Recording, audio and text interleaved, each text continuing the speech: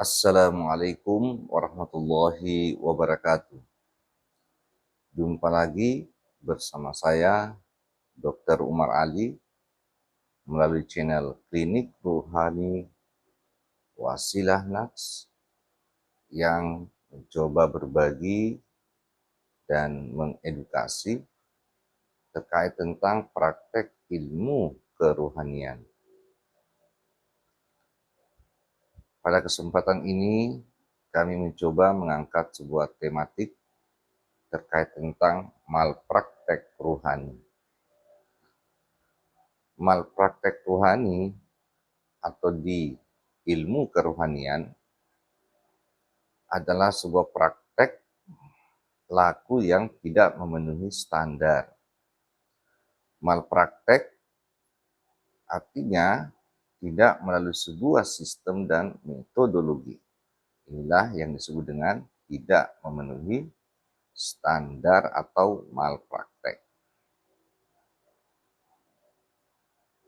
Apa maksud dari malpraktek ruhani? Yaitu amalan atau tirakat atau apapun di dalam menjalankan hidup dan kehidupan ini tidak berada pada koridor visi dan misi ketuhanan. Yang mana semua sistem dan metodologi ruhani sebagai jalan satu-satunya untuk menuju mengenal Allah Subhanahu wa Ta'ala. Sebelumnya kita sudah mengenal terkait tentang bagaimana fungsi fisiologi atau anatomi, struktur dimensi jasmani dan rohani.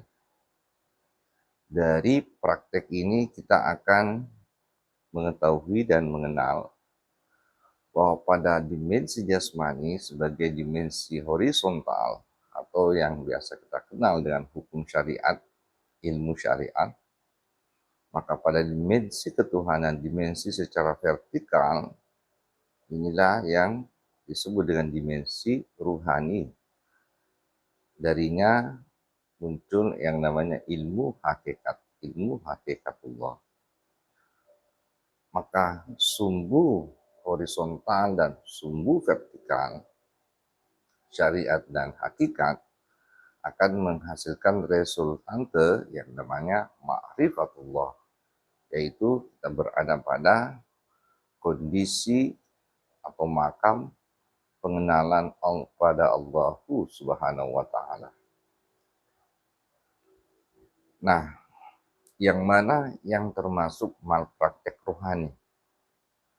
Sebagaimana yang banyak dikalamkan oleh para ulama sufi dan beberapa hadis serta fatwa para alim ulama imam mazhab, bahwa syariat tanpa hakikat itu adalah fasik, dan sebaliknya hakikat tanpa syariat itu adalah zindik. Inilah malpraktek dalam ilmu kerohanian.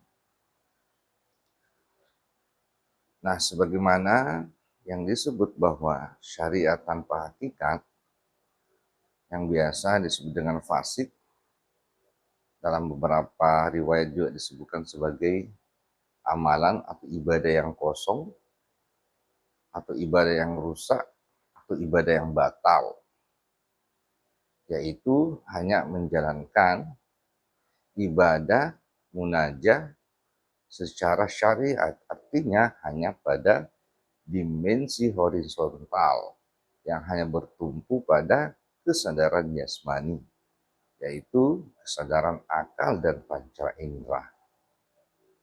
Padahal kemarin kita sudah membahas menuju Allah Subhanahu wa Ta'ala yang maha qadim di ujung akhirat, maka kita akan melalui jalan rohani atau masuki dimensi rohani. Jadi kalau pada dimensi jasmani itu mentok, tidak bisa menembus alam rohani atau tidak bisa menembus alam akhirat, maka para pelaku tarekat qadim, pelaku hakikat yang sebenarnya hakikat itulah para pelaku yang telah mampu menembus alam akhirat tanpa perlu menunggu akhirat itu nanti atau akhirat itu nanti setelah kita mati.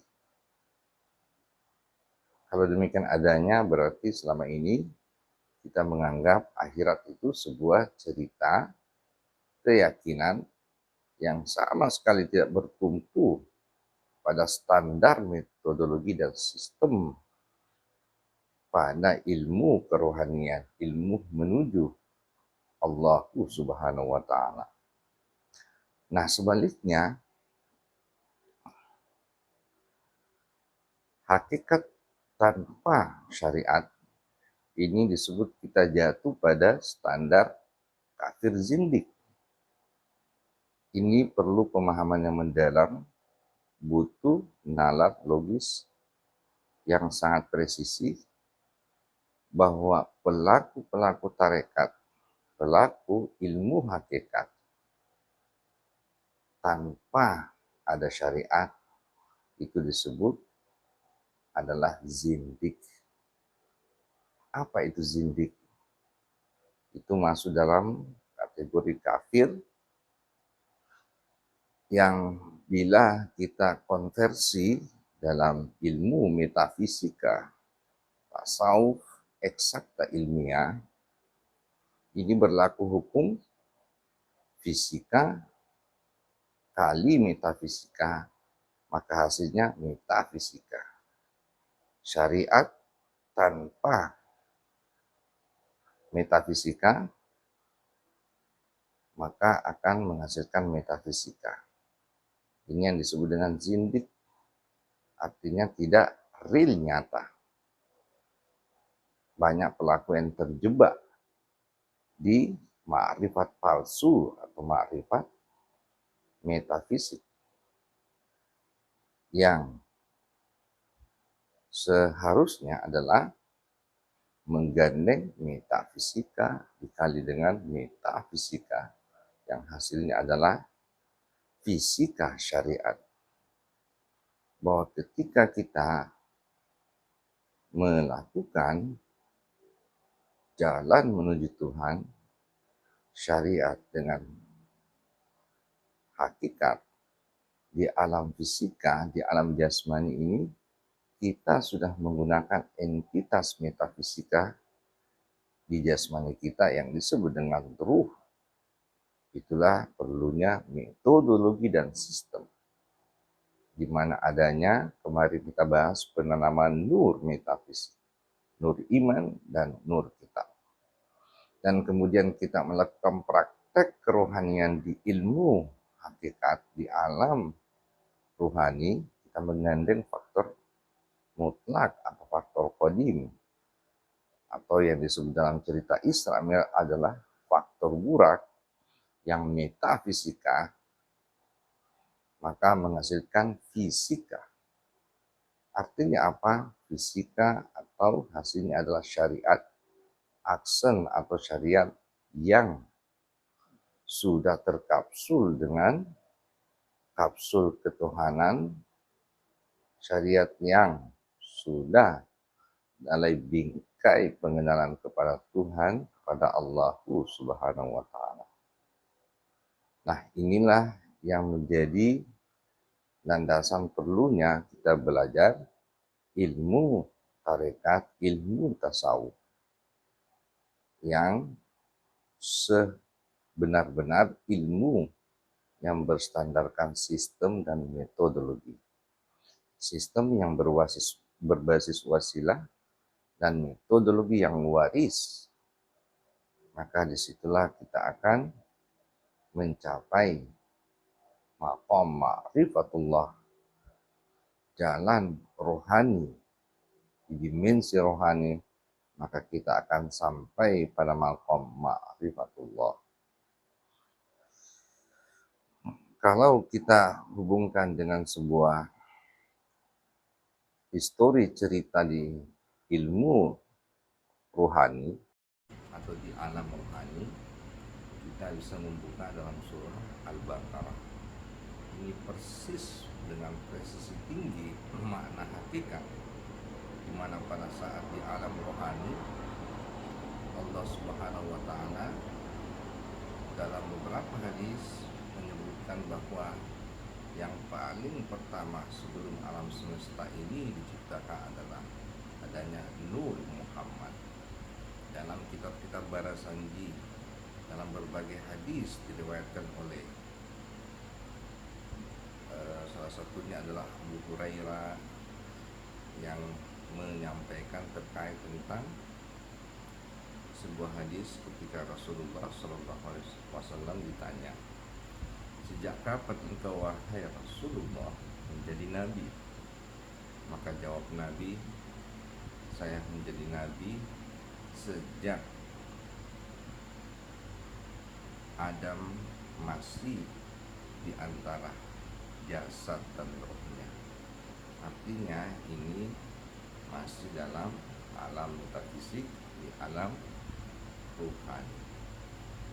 Nah, pada ketika itu, ketika Adam ingin dijadikan khalifah, maka pada saat itulah perintah kepada seluruh malaikat, jin untuk bersujud, untuk menyembah di hadapan Adam, Nabiullah Adam. Nah, pada saat itu terjadi pembangkangan, semua sujud kepada Adam kecuali Ifrit atau rajanya iblis atau rajanya para jin. Nah, inilah yang mendasari pertama momentum adanya perintah wasilah kepada sosok Adam sebagai nabi pertama yang membawa wasilah ketika diberikan namanya amanah wasilah, itulah Nurullah yang dititipkan, maka seluruh malaikat, jin, dan segala turunannya untuk senantiasa bersujud, tunduk, dan patuh kepada Nabi Adam. Nah, dalam berbagai literasi kita mengenal bahwa Nur Muhammad terdiri dari 5 unsur nurani atau 5 unsur nur. Sebagaimana dalam filosofi Jawa kita kenal dengan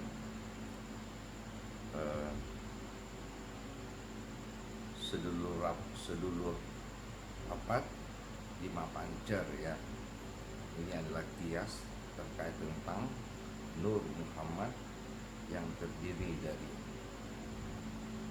tanah, api, angin, dan air. Dan inilah yang disebut dengan sedulur papat. Ada 4 saudara kita yang secara kias berarti manusia, makhluk ini tercipta dengan bahan dari tanah, air, angin, dan api.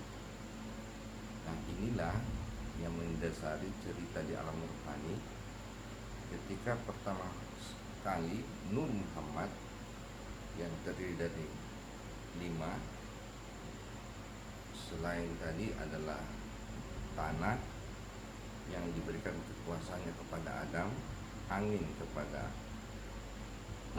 Hawa, kemudian air kekuasaannya dipegang oleh Hidr, dan kemudian api oleh Ifrit, dan yang kelima adalah cahaya. Inilah yang dipegang kekuasaan oleh Jibril. Nur Muhammad terdiri dari 5 unsur nur yang telah dititipkan oleh Allah Subhanahu wa ta'ala. Maka pada saat itulah diberikan kekuasaan untuk menciptakan alam semesta. Nah, pada saat itu ada kehendak visi Tuhan untuk menjadikan Adam sebagai khalifah, maka disuruhlah perintah untuk bersujud di hadapan Nabiullah Adam. Semua tunduk sujud, mulai dari Hawa, kemudian Khidir, dan kemudian malaikat Jibril. Yang membangkang, yang tidak mau tunduk dan patuh itulah Ifrit.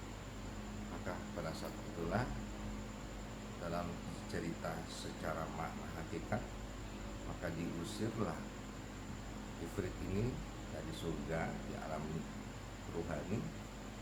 Maka yang pertama kali turun di bumi itu adalah Ifrit.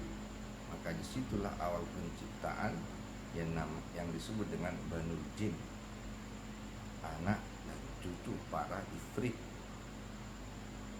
Disitulah pula awal mula terciptanya yang namanya agama Majusi, ya, yang menyembah api, karena Ifrit itu sendiri terbuat dari api.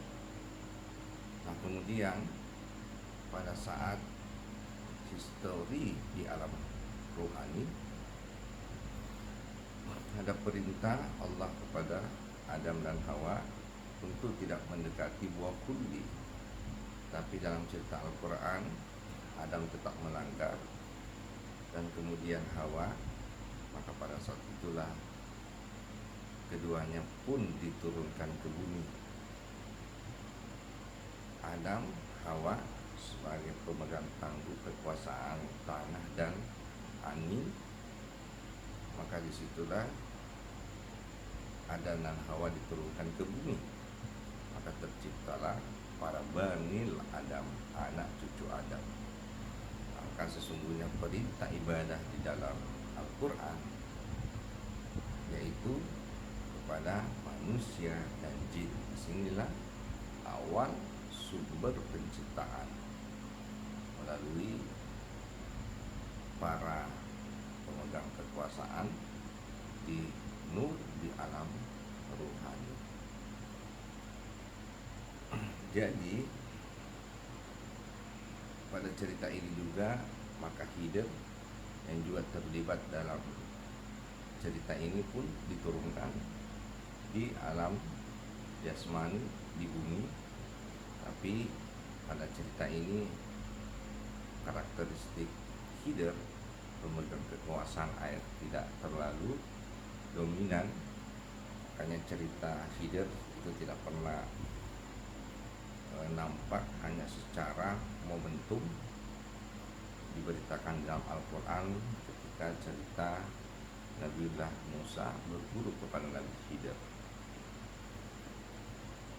Nah, inilah yang menjadi sistem dan metodologi Tuhan, metodologi agama, bahwa secara dimensional Allah di alam maha sadar, kemudian di alam di atas sadar atau di alam ruhani, kemudian turun ke bumi di alam jasmani, di alam sadar.